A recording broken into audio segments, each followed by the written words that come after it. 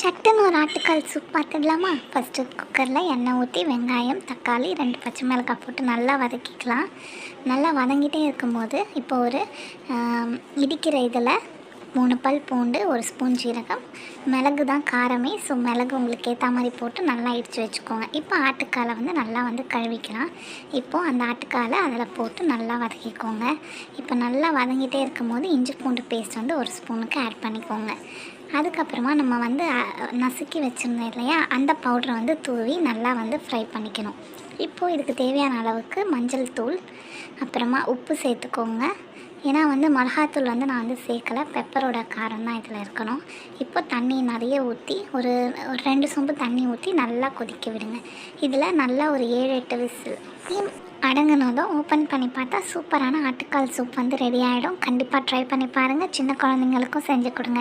Thanks for வாட்சிங். Stay